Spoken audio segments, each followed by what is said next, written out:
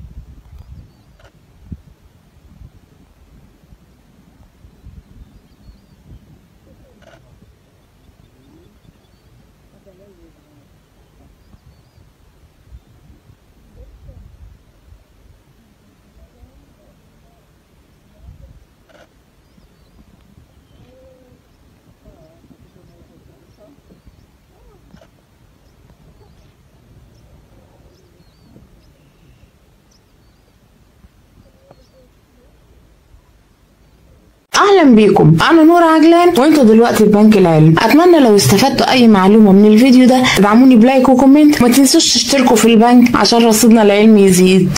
في كينيا في محميه ماساي مارا، وده مكان مليان بالكائنات المفترسه والفرائس اللي عاوزه تجري عشان تنجب عمرها. في المحميه دي بقى قصة وفاة جيسي جذبت أنظار الناس المهتمة بالحياة البرية في كل العالم، وسبب حبهم لجيسي هو إنه كان شرس وكان شجاع وكان بيهجم على القطيع من غير أي حد ما يساعده، كان بيشتغل كده لوحده. كمان جيسي ضرباته كانت غير متوقعة، وأي حد لو بالغلط حتى معدي من قدام منطقته يبقى عمره انتهى. جيسي زيه زي كل الذكور اتولد طبعا في زمرة، وجيسي بالتحديد اتولد في أول يناير سنة 2011 في فخر شيلي أو شيلي برايد. وبتبدأ قصته زي كل الأسود الذكور، وقصتهم اتولد في زمرة، والزمرة دي بتتكون من أسود مسيطرة على منطقة معينة في المحمية، ولبؤات مخلفة أشبال من الأسود دي.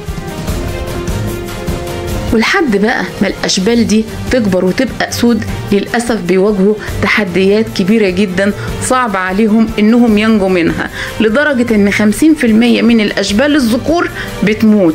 ليه بقى؟ الأسباب كتير، تعبان مثلا يلدغهم، أو ضبع يكون جعان، أو الخطر الأكبر بقى إن أسد يجي يهاجم الزمرة دي ويموت الأسد الكبير وياخد اللبؤات ويموت كل الأشبال.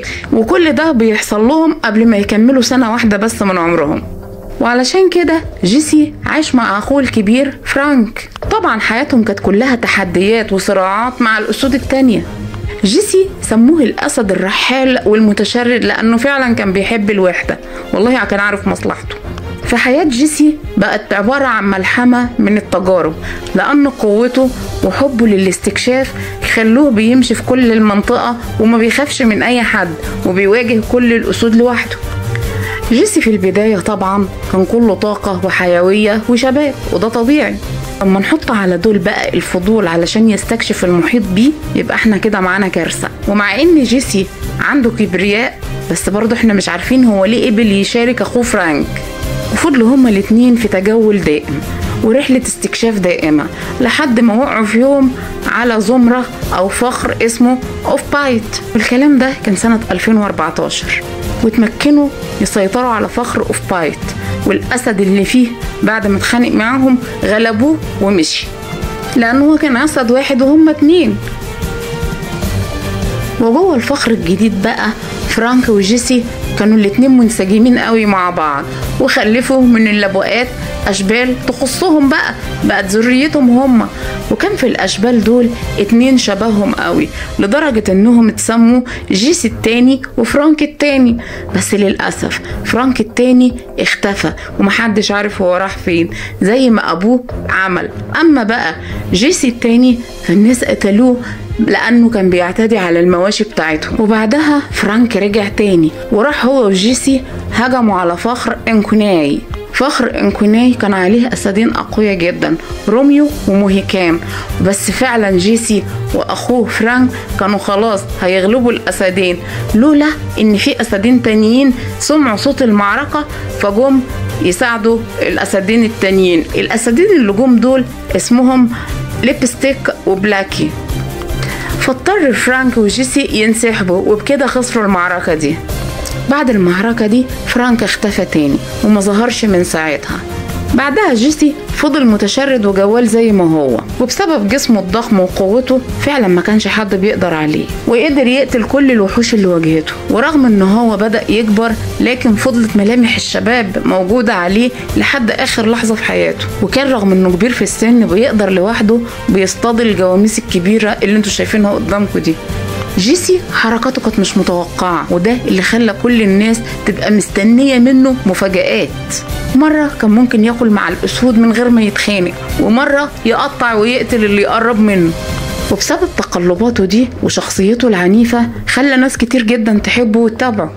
في وقت من الأوقات جيسي حب يعمل تحالف مع أسد اسمه فانج هو وابنه، بس بعد كده رجع لطبيعته وحب يبقى لوحده تاني.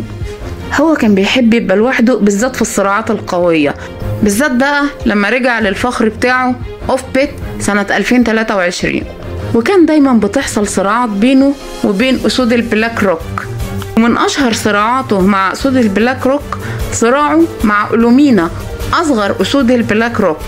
معركة جيسي مع أولومينا سابته، والمصورين فاكرين ان أولومينا خسر عينه، لكن بعد كده عرفوا ان هي مجرد جرح وعينه سليمة. بعد كده جيسي دخل في معركة تانية مع قائد أسود البلاك روك أولوفورو واتصاب إصابة شديدة، بس رغم إصابته دي راح واصطاد حيوان ضخم لوحده، وده خلى أسود البلاك روك يرجعوا يتحالفوا تاني ويمشطوا المنطقة عشان جيسي ما يخشهاش. بس للأسف العجز شيء هيمر على كل الكائنات الحية، محدش هيفضل شباب طول عمره. في 3 من شباب البلاك روك قدروا يهزموا جيسي، وده بعد معركة شرسة جدا حصلت بينه وبين ال3 شباب اللي هم من أسود البلاك روك. جيسي في المعركة دي قاوم على قد ما يقدر والآخر نفس، بس للأسف في الآخر مات. ومات جيسي للأسف، وبكده تكون خلصت قصة جيسي. أتمنى تدعموني باشتراك ولايك وكومنت، وشكرا لكم والسلام عليكم ورحمة الله.